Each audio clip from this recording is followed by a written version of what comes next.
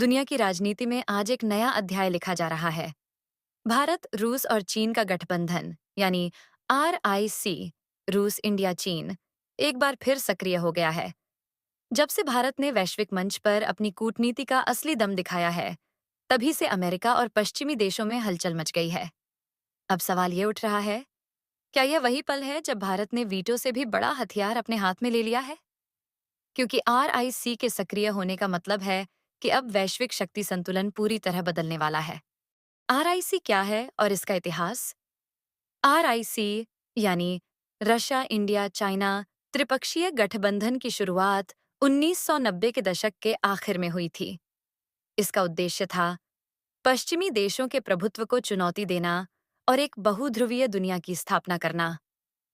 लेकिन उस समय यह गठबंधन उतना प्रभावी नहीं बन पाया, क्योंकि तीनों देशों के बीच कई कूटनीतिक मतभेद थे।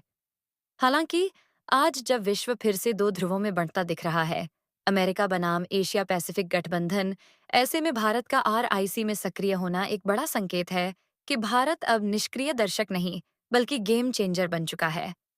भारत की भूमिका अब सिर्फ भागीदार नहीं, नेतृत्वकर्ता। पहले जहां भारत को वैश्विक मंच पर तटस्थ देश के रूप में देखा जाता था, वहीं अब भारत को निर्णायक शक्ति के रूप में स्वीकार किया जा रहा है।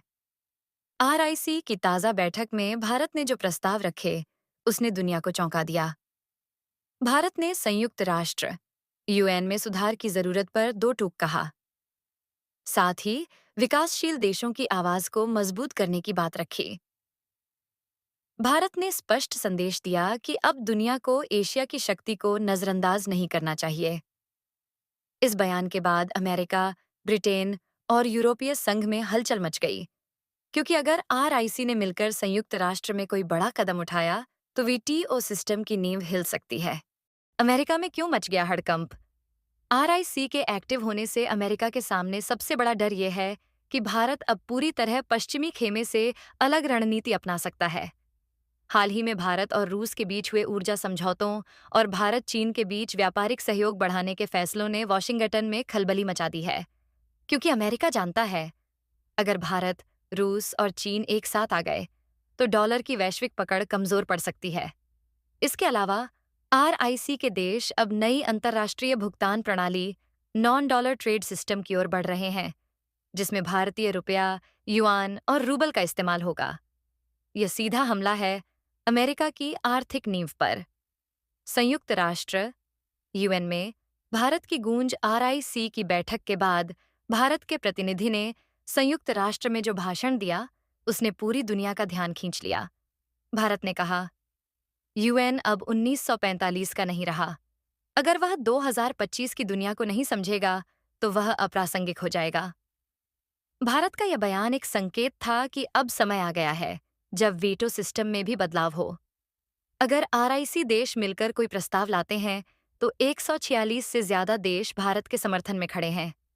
इसका मतलब यह है कि भारत अब वैश्विक कूटनीति के केंद्र में आ चुका है। चीन और रूस का भारत के प्रति बदला रवैया, पहले जहां चीन और भारत के बीच कई विवाद थे, वहीं अब दोनों देशों के बीच रणनीतिक भरोसे का माहौल बन रहा है। रूस हमेशा से भारत का भरोसेमंद साझेदार रहा है, और अब चीन के साथ भारत की RIC डिप्लोमेसी एक नए युग की शुरुआत कर रही है। रूस भारत को अपनी ऊर्जा सुरक्षा का मुख्य साझेदार मानता है।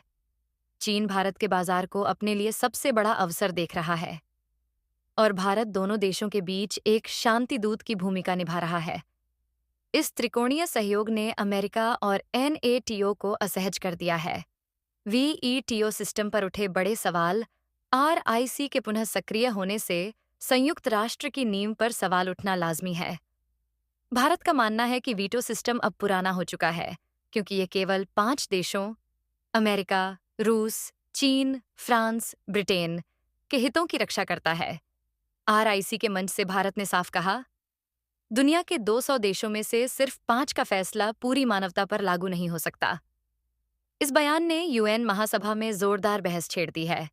अगर भारत, रूस और चीन मिलकर कोई सुधार प्रस्ताव लाते हैं, तो 140 से अधिक देशों का समर्थन मिल सकता है। यही वजह है कि लोग कह रहे हैं, अब आया वीटो का बाप, RIC। भारत की नई विदेश नीति का असर। भारत की विदेश नीति अब संतुलित कूटनीति से आगे बढ़कर स्वाभिमानी कूटनीति बन चुकी है। भारत अब किसी के दबाव में नहीं, बल्कि अपने हितों के आधार पर फैसले ले रहा है। अमेरिका के साथ रक्षा सहयोग जारी है। रूस से ऊर्जा और हथियारों की डीलें जारी हैं। चीन से व्यापार और सीमा संवाद दोनों चालू हैं। यह भारत की नई 3D डिप्लोमेसी है। डायलॉग, डेवलपमेंट एंड डोमिनेंस, यानी बातचीत भी, विकास भी और प्रभाव भी। पश्चिमी मीडिया की प्रतिक्रिया। पश्चिमी मीडिया में अब यही हेडलाइन है। इंडिया उभरता है third pole of global power, यानी भारत अब पश्चिम और पूर्व के बीच तीसरी शक्ति के रूप में उभर चुका है। ब्रिटिश मीडिया ने लिखा, India has mastered the art of balance without bowing to anyone. Bharat ने संतुलन की कला में महारत हासिल कर ली है। वो अब किसी के सामने झुकता नहीं। RIC का पुनर्जीवन सिर्फ एक कूटनीतिक गठबंधन नहीं, बल्कि भारत के उदय की घोषणा है। आज दुनिया यह स्वीकार कर रही है कि भारत अब सिर्फ सबसे बड़ा लोकतंत्र नहीं, बल्कि सबसे बड़ी शक्ति बन रहा है। जहां अमेरिका और यूरोप अपनी नीतियों से उलझे हैं, वहीं भारत अपने विजन से पूरी दुनिया को जोड़ रहा है। और यही कारण है कि अब दुनिया कह रही है, वीटो का नहीं, अब भारत का युग शुरू हुआ है, हो चुका है।